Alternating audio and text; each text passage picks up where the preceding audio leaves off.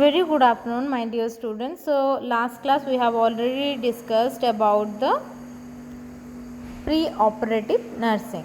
So, today we will discuss about intraoperative nursing, which is the second phase of your nursing process. Okay, like your perioperative nursing process. Next is definition. The intraoperative phase begins when the patient is transferred to the operating room bed and also ends when the person transferred to the post anesthesia care unit. So what it explains that when patient comes to you, you are doing all the diagnostic evaluations, and afterwards when every diagnostic evaluation is completed and we are deciding that the person has to done the surgery if it is that much of emerging condition. So in that context you have to admit the patient in the hospital. So till the patient is there in the getting admitted in the hospital, since then till the patient is going to the operative like bed, that is called as the that period is known as the preoperative care. Next, when the person goes to the operative bed, since then the intraoperative phase starts till when? Till the person is going to the post anesthesia care unit. This phase begins with the transfer of the patient to the operating table, extends to the time the admitted to the recovery room or recovery area or the post anesthesia care unit. So in all these things, what is the basic work of a nurse? To provide the emotional support to the person, to explain the procedure and support the client, assisting with the positioning, which position would be comfortable for the person and which position would be suitable as per the surgery protocol, or during surgery which positioning will be helpful for the nurse, person. Next is maintaining safety. So the nurses always alert for the safety purpose of the person, as they are the like advocate for the person, so nothing goes wrong. So for that they keep focus on each and every act which goes on the operating room. And also there are circulatory nurses who are arranging all the things and providing all the things required for the hospital setup itself. And with that, one nurse also will be alerted over there, who will be writing all each and every articles count would be written over there. If one article you are taking from there, you have to tell, and the nurse will write what all articles you have taken. And finally after surgery, she also gives a count that these many gauze pieces or these many swabs has been used, and these many needles or sutures has been used. And finally, while completion of the procedure, you also the nurse who is assisting over there, they also used to count what all thing they have been used, so that nothing goes wrong, no articles or instruments is left inside the incision area, and that should not bring any complication to the person. That's why. Next is maintaining safety, as I told you, that maintaining surgical asepsis. So when else the nursing personnel are the most important person in the operation theater, who are assembled for the aseptic techniques, asepsis maintenance of the whole operative unit, because operative unit is being cleaned up by the housekeeping staffs, but the nursing staffs are the persons who are supervising them, who are seeing whether all things are going well or not. And they also send the swabs of swab culture of like your OT table, the doorknobs and everything, so that after culture, if there is any growth is found, then again the operation theater would be deep carbolization would be done by using the chemicals to prevent such kind of microorganisms which can be harmful for the person. Next is preventing the client heat loss. So what it explains, that during the surgery, as we are what we are doing, we are just giving anesthesia to the person. The person is partially like not conscious, and certain time the BP also falls for some persons, and the person can undergo shock. That time the person's temperature also reduces a lot during the CABG cases. In that time also we used to provide a blower warmer is being used in that area, and that warmer is inserted inside the person's body, so that the person will be able to get some amount of heat so that he can survive. Next is assisting with the suturing. So nurses also opens while opening the making the incisions, and throughout the procedure the nurses are the persons who all are assisting the doctor itself or the surgeon itself. So after the procedure is being completed, as they have to take the count whether all the articles have which have been used, whether it is replaced or not, no articles is being left inside the incision, they have to make sure. And afterwards they used to bind up the suture on the incision site and make the closure. And next is assisting the drainage. So if required, if any drainage bag is required, then a small amount of opening they are making, and leaving only excluding that all other parts they used to stitch it up. And that part also the drain also used to be stitched with the skin itself, so that it will not move either and here and there when the person is moving with the effect of anesthesia. And the bad blood or fluid coming, or the oozings coming from the person's body, that will come inside the drainage and being collected. And next is transporting the client. Then while the nurses are the persons who are taking the persons from the OT room to the post anesthesia care unit, and from there to the ward area also they used to shift the patient. So what is the basic requirement of the persons, the defib machine should be with the person, as the person has immediately completed the surgery, he needs a defibrillator machine. If it is a emergency condition, or all of a sudden the person's BP falls down, or the person crashes at the moment, or crashes means if the BP is quite low and the person is not going to survive anymore, so in that condition immediately we can use the defib machine. So one monitor, one defib machine, what all fluids will be continued, one IV stand should be there. So all these things to be kept the patient side while transportation of the patient is going on. That time also the nurse have to focus on all these things. Next is orientation. We can also orient the person regarding the time, place, and the what is his name. After the recovery from the anesthesia room itself, we have to tell, we have to ask them, and we have to assess whether the person is conscious or not, whether the person is in the correct state of mind or not, whether the anesthesia effect has been reduced or not. And next is the operation theatre setup and environment. So there are several hospitals, they follow several kind of layouts. This is basically a layout which you can see that scrub area means where you are doing the surgical hand washing. Then substerile area, from there you are coming to the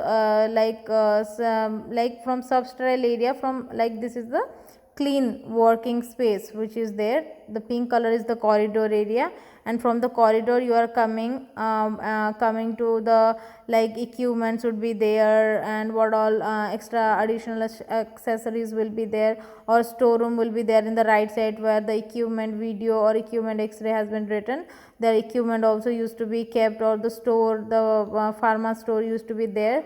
And from there itself they are going to on the clean work core, or the supplies and equipment area, and from there they are going to the substerile area, and from there they are going to the scrub area. After being scrubbing, they are wearing the sterile gloves and gowns, and after that they are going to the operation theatre itself. So in the operation theater, they are going in a sterile manner, so they cannot come back, or they should not touch the door knobs and all. So there are sensors has been used in all those areas, so that if they are showing their palm or something, and so automatically the door will open, so they don't need to touch, or else they don't need to like swipe the doors. Nowadays that kind of doors are not being used. So this is another kind of layout where the equipment and supplies has been kept in the left side. And next is the OR. These four are the OT rooms. And next you in the mid portion there are corridors, are there OT corridors, and there are scrub region and substerile region are there. And from there, from the scrub area itself, the door opens to the OT room, so that there itself they can enter to the OT room. So this is the normal setup of the operating room. Next is the structure of the operation theater. You can see in this picture there are so many scopes, lights are being focusing on the table, there are remote controller, bed is there for the person. As per our convenience, we can change the bed's flexibility as per our convenience. And there are so many necessary articles like the ventilators, then the monitors are being placed over there. Then in the left side you can see the defib machine is there, ambo bag is there. So everything required for the surgery is being arranged, and only during surgery you can also add certain kind of articles which is required for your surgery. Then structure of operation theater, we will discuss a little brief more. That is wall. The wall should be hard and easy washable material, so that when else it is required after the surgery, for example today's surgery has been over and tomorrow there is a plan for TKR or THR, which is orthopedic surgery. And in the orthopedic surgery basically we have to focus more on the aseptic technique, because as bones, you all know that in the bones bone marrow are present, and in the bone marrow the blood is being blood is being made, and that is being supplied to all over our body. So if any kind of infectious material transmitted to the bone and throughout the bone, it goes on to the bloodstream directly through the bone marrow. It goes if the bone marrow gets infected, then whole over the body the blood is being infected and systemic infection will happen to you. So that's why we have to be very very careful about that, and what all the walls and all those things we have to clean it properly. So if tomorrow is the OT, means today itself in night wall are the staffs are there, the supervisor will be there, she will be taking care of that, and she can confirm that what all sterile procedures are needed, whether the carbolization has done properly or not for the OT room, or fumigation if it is required. Sometimes fumigation has also to be done to disinfectant the OT room, so that it will be prepared for the next day surgery. And next is the floor. The floor should be should have the smooth surface for easy washing and cleaning. Like the floor should be tiles, or else you can use the marble itself, so that it will be easier for you to clean up. That's why. And then next is facility, your facility to pipe off the central oxygen, that is to facility extend pipe it would be. And then central oxygen nitrous oxide instruction should be filtrate fitted to the walls. Like if the OT room, if due to some reasons if your oxygen tanks are empty, so that the centralized oxygen are also being supplied through the, like the pipeline connection, how the water is coming to your home, like the same there are pipeline connection where the oxygen supply used to be there. So that has to be proper, that setup should be present in the hospital. Next is all electrical connections, that is connection should be either in extension boards wires running across the floor should be avoided. Like what happens in the operation theater, there are so many articles or so many equipments are being used, electronic equipments or articles are being used. So what happens if like we are not arranging it properly, if the wiring of the house, the electrical wiring of the house is not proper, what happens, we used to use the extension boards in a multiple numbers because there are so many articles present, equipments present, which is the electronic equipment which we are using for the surgery. So what happens in the rush situation, if there is any crisis or emerging condition in the operation theater, while rushing you can fall down, or there may be the chances of interruption in the OT itself. So that's why we have to be very very careful about that, and we should not use more amount of wired electronic appliances. We should avoid that, we should try to avoid that. Then adequate air conditioning should be provided, adequate amount of air conditioning should be provided to avoid the, like there should be ventilation, should be like it is a negative pressure, like ventilation would be present in the OT operation theater to prevent the infection. That's why the proper conditioning should be there in the air so that they can breathe properly. The air should be it should be dried up if we are not conditioning it, so that it will be harmful for us while taking breath, and also it may cause hamper to our nostrils. In the absence of the windows as such usual in modern operation theaters, adequate light should be provided. As I shown you in the picture how the flashlights are present over here, you can see in all these areas, this is the flashlight. So these how these lights are being present, like if operation theater is a closed room itself, so there are not adequate amount of sunlight or something is there, so we are using the artificial lights to enlighten the room to properly visualize the thing which we want to visualize. The next is fire extinguisher should be adequate and in the and easily accessible position. So that and again and again it has been written, so you exclude this one and you just write one thing, one and you have to write. The fire extinguisher should be in the adequate amount, because you might have heard that before a few months or a few years back, there is a fire incident happened in some, also it had happened once, and also once more it had been there in the Amri Hospital, Calcutta. So what happened in these two incidents, there are so many persons and patients has been died due to fire due to absence of fire safety measures.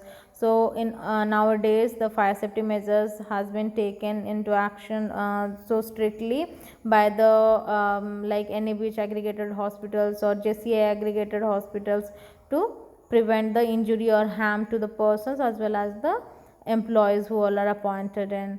So due to that we must have the adequate amount of fire extinguisher in our hospital, in the proper places, and the places where it is being kept, that should be known to the employees.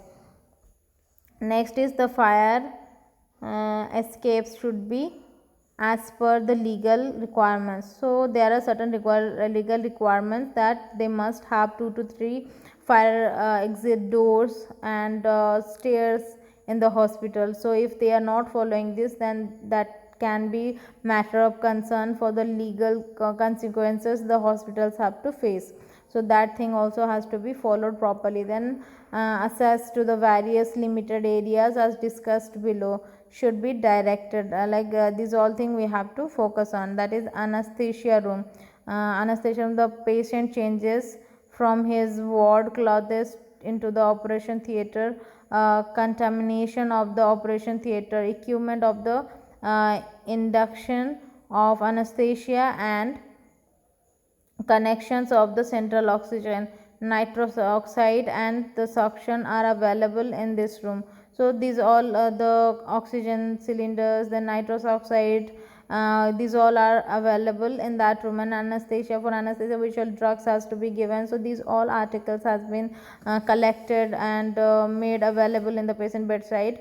So that is the anesthesia room. Next is the sterilizer room. A central sterilized room is the ideal, but it is not practical to have one. A sterilized room should be built adjacent to the operation theater with the window connecting the two, so that it implies that wherever we are having the sterile articles, we have to keep it in the sterile room, but due to the physical insufficiency, we some of the times it's very difficult for us to arrange that, but still we are keeping it in a sterile room which is being regularly deep carbolized or being fumigated. So there we can keep all the sterile articles or sterile equipments which is required in the operation theater room.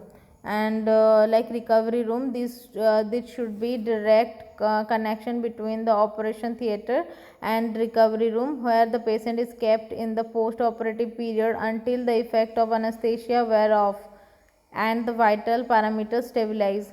So recovery room is the place where the person has been after the surgery, the person needs to be kept, and there all the necessary like the person's post operative requirements has to be followed up, and also here the person gradually gains his consciousness. So we till the person's vital is stable and the person revives from the anesthetic effect. So till then the person stays in that room, that is known as the recovery room.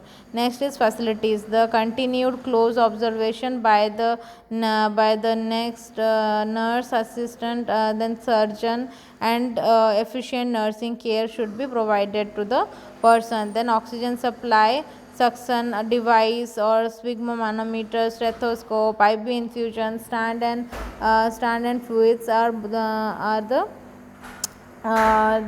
fluid bags, then syringes, needle, drugs, and the spare instruments are kept in the room.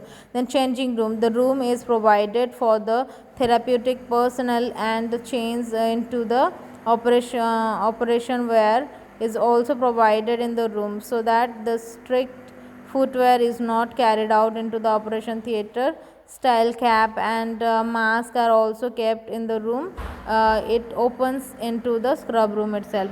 So the changing room, the storeroom means all the required articles has to be kept there, like your oxygen cylinders, nitrous oxide. So in emergency, if you need anything like fluid bags, syringes, needles, or any kind of forceps or articles, if you require, everything has to be put it over there, which is an extra in amount. Some of the times we have planned for 4 surgeries.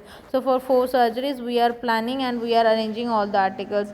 For example, if something happened and we got like a few more cases, like 2-3 more cases are there in our hand, so in that condition we should not be in panic, because as we are having more articles kept stored in our storeroom, from there we can take the articles and we can use it in the operation theater itself in the emerging condition, like that. And the changing room means the like there are separate changing room for the males and females, and also it is so sterile area, and in front of that you have to keep your shoes away, and you have to remove all your clothes which you have wear from outside, and there is still the sterile OT gown or OT dresses you have to wear up, and after that that you are doing the hand wash, and then only you can go to the scrub area itself.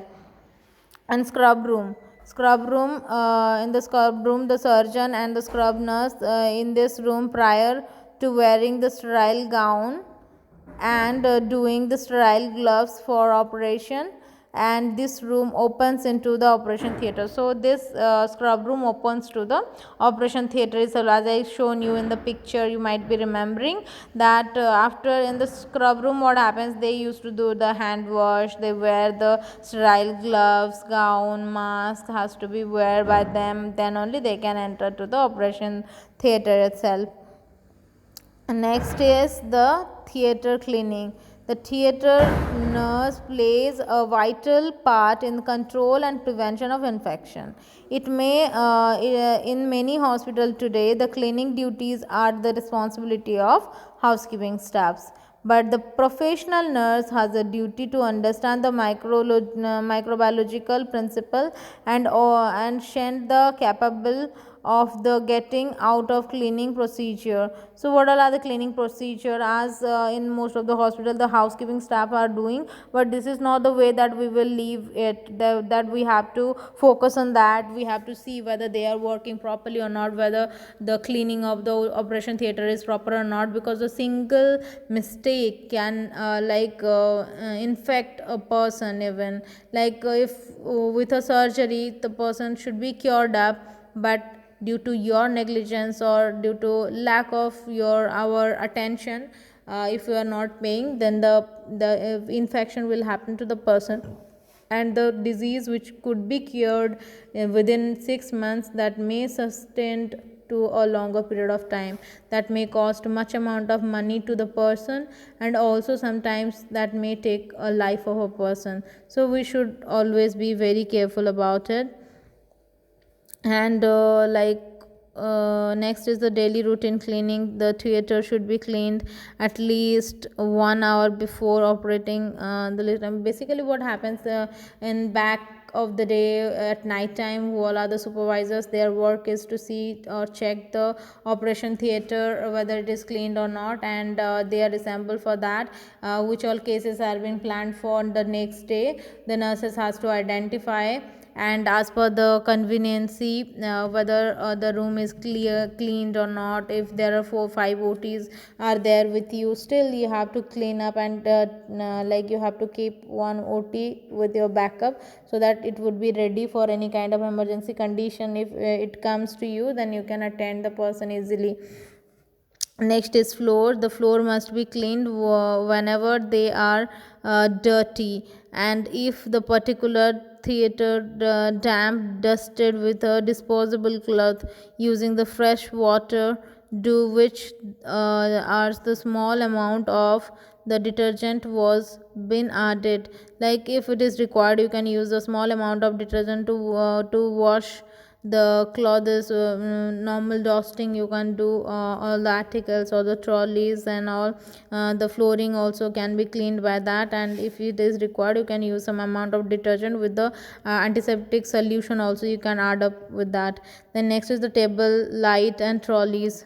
All flat surfaces, overhead light, and a furniture, and that is any mistakenly written, that is and furniture should be damp, dusted with a disposable cloth. We can damp it, or we can dust the furnitures which is available in the OT room, we can do that.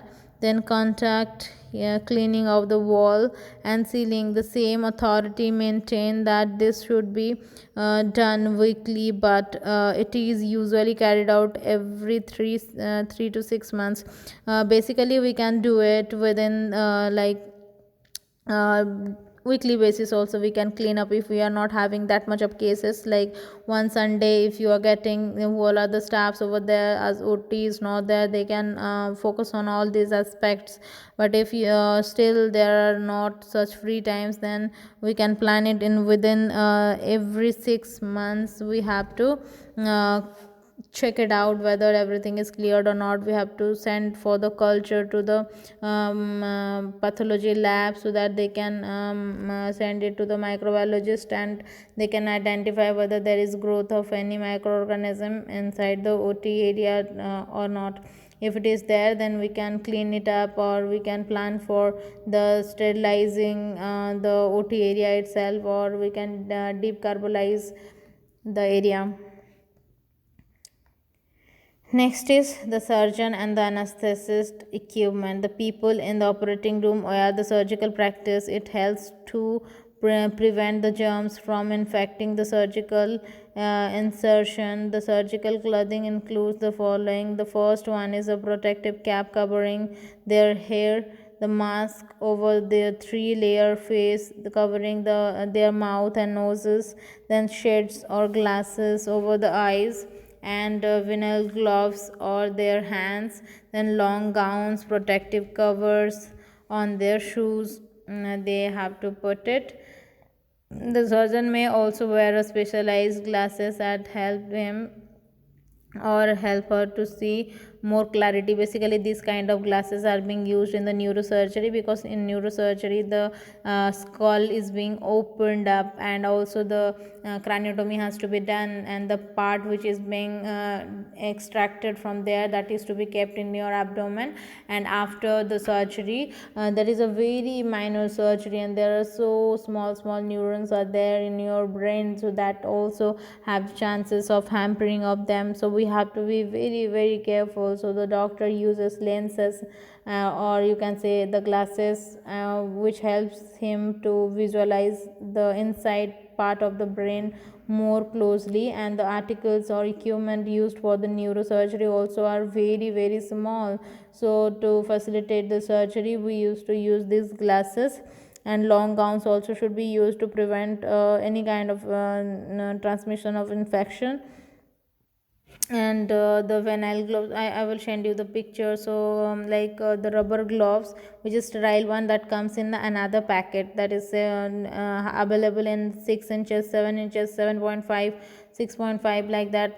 The sizes are available as per the consultant's finger size. You have to choose the gloves. Then shades of the glasses also you have to wear up, because some of the time when we are doing a surgery, if there is any artery is being punctured, so there is a flush of blood used to happen, and it sprinkles all over the OT area itself. If you are there, then there is a chance that that blood or the infectious material will come inside your eyes. So you can protect your eyes by using the glasses. And also you can use the mask covers, because it will prevent the person from infection, as well as it will prevent you to get infected. A protective cap or covering also helps to cover your head, so that there are certain cases or researches which found that there are aerosols which releases, and that also sets in our head, and they causes infection. So to prevent such conditions also, we should wear a cap. So these all are the personal protective equipment. When I'll tell you that time, I will tell that what all equipments you have to use in the OT setup also, or else you are working in the hospital setup, so what all thing you have to focus on. So these all are the things for today. And what is the basic operation in intraoperative phase, which all are the things involved, we have studied. Next class I will tell you about the role of nurse in the operating room. Thank you so much.